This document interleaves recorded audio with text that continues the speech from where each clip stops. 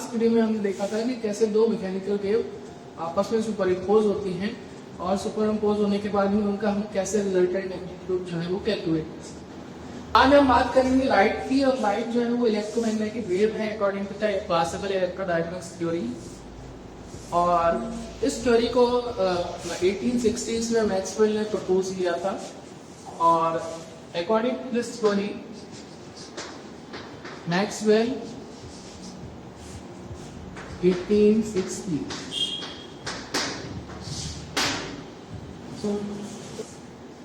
According to Maxwell free space अगर हम चारों इलेक्ट्रोडायनेमिक्स के लॉज को लिखें तो उसको हम चार इक्वेशंस के फॉर्म में लिख सकते हैं। L dot E equals 0, L dot E equals 0, del cross E equals inverse del B minus del T and L cross B is equals to mu naught epsilon naught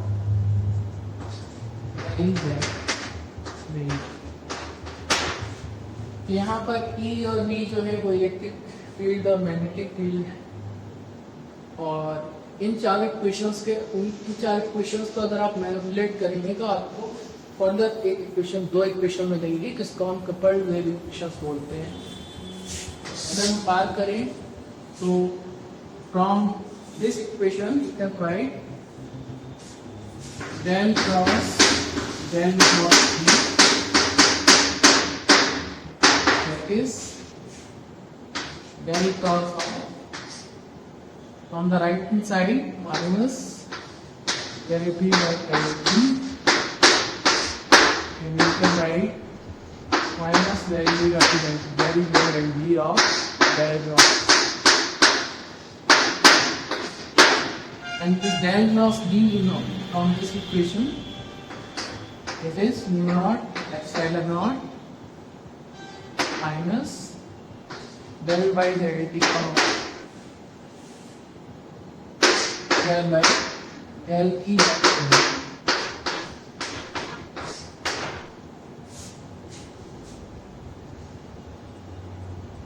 So this is nothing but minus mu naught epsilon naught del to C by del T square, and this left hand side becomes del of E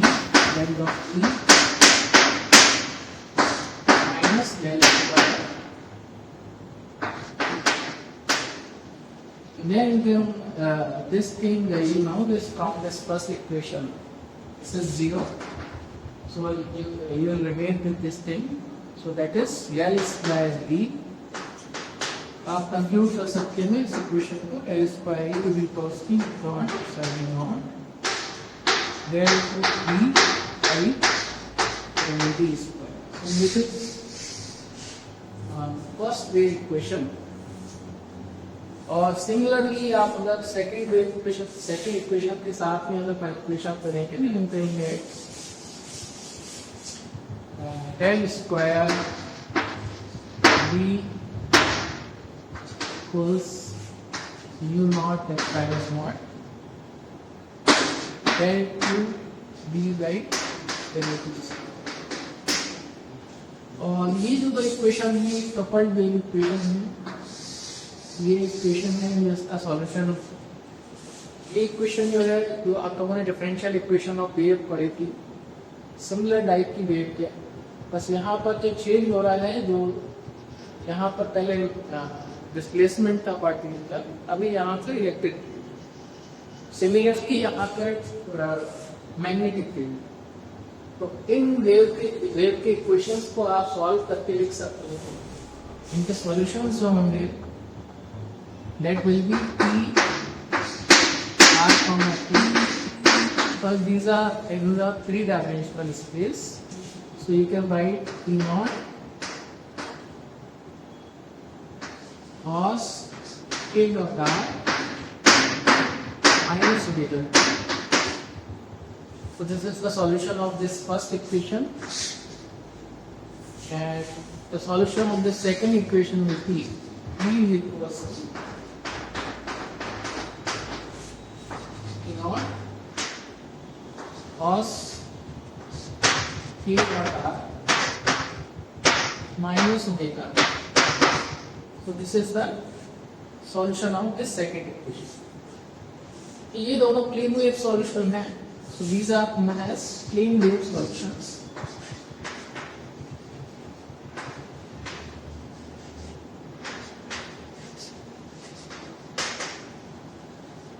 यहाँ पर ये ध्यान रखना है कि जो P not है और ये जो B नॉट के लिए एम्पलीट्यूड है इलेक्ट्रिक और मैग्नेटिक फील्ड का के वेव वेक्टर है जो कि वेव के प्रोपगेशन के डायरेक्शन को रहेगा. उन्हीं का जो में फ्रीक्वेंसी है ये जो कपल्स वेव थे इसको अगर हम ड्रॉ करें तो ये कुछ इस टाइप से होगी. ये इलेक्ट्रिक फील्ड का डायरेक्शन है, ये मैग्नेटिक फील्ड का डायरेक्शन है और इस वेव के अंदर जो वैल्यू का वेव है वो इलेक्ट्रिक और मैग्नेटिक फील्ड. ये जो डायरेक्शन है this is the direction of wave. और उसी तरीके से यहाँ पर मैग्नेटिक फील्ड है इस टाइप से ध्यान रखने की बात यह है कि ये सब जो है इलेक्ट्रिक फील्ड और मैग्नेटिक फील्ड ये दोनों आपस में कपल्ड है. और मैग्नीट्यूड है this is amplitude this is V not and this value is E. तो लाइट के केस में अगर हम बात करें तो लाइट जो है तो इस टाइप की इलेक्ट्रोमैग्नेटिक वेव है. This is the simplest type of wave and this is known as plane wave. Plane wave इसको इसलिए कहते हैं क्योंकि अगर जो लाइट की प्रोपगेशन की डायरेक्शन है उसमें अगर आप डिफरेंट प्लेन्स को ड्रॉ करेंगे डिफरेंट प्लेन्स को अगर आप ड्रॉ करें तो इन प्लेन्स के करस्पॉन्डिंग E और B की कुछ फिक्स वैल्यू यहाँ पर होगी. सिमिलरली यहाँ पर भी B और B की कुछ फिक्स वैल्यू जैसे ये प्राइम है तो इनफाइनाइट प्लेन पर E और B की कुछ वैल्यू होगी और ये जो वेव है इसी टाइप से प्रोपेगेट करती है. यानी इसमें जो डिस्प्लेसमेंट हो रहा है वो कोई भी एटम का पोजीशन चेंज नहीं हो रहा है जो जैसा एक्टर बिट में गौर करता था. यहाँ पर जो चेंज हो रहा है यहाँ पर इलेक्ट्रिक और मैग्नेटिक फील्ड का रेशियो होता है और क्योंकि ये दोनों कपल्ड इक्वेशंस हैं तो इलेक्ट्रिक फील्ड मैग्नेटिक फील्ड के साथ में एसोसिएटेड थे. अगर लाइट की अपन बात करें तो लाइट की चीज में जो बात कर रहे थे उसमें जो इनका जो एम्पलीट्यूड होता है यानी E naught by E naught इनका अगर मैग्नीट्यूड का रेशियो लिया जाए तो that is equals to C. So C is nothing but this mu naught. C is related to this mu naught epsilon naught, and this C is nothing but 1 by epsilon naught epsilon. और इस C को हम कहेंगे ये रखा है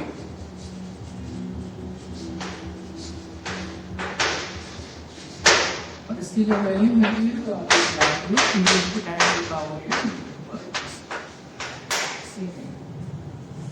तो light की अगर बात आएगी तो लाइट को इलेक्ट्रोमैग्नेटिक थ्योरी है क्लासिकल इलेक्ट्रोडायनेमिक्स थ्योरी है उसके बेसिस पर अगर हम देखें तो लाइट मैग्नेटिक वेव है और उसको हम इन प्लेन वेव सॉल्यूशन से बता सकते हैं.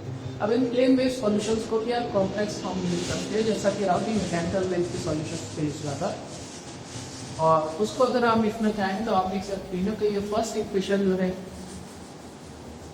जो फर्स्ट सॉल्यूशन है इसको आप लिख सकते हैं some complex electric heat have that is equals to is equal e to the power I ax minus e to the power I k dot r minus b और सिमिलरली b को आप लिख सकते हो सम objects magnetic field that is some complex amplitude b C to e raised to the power 9 a द्वारा number यहाँ पर हमने जो केस है उसको हमें जीरो कंसिडर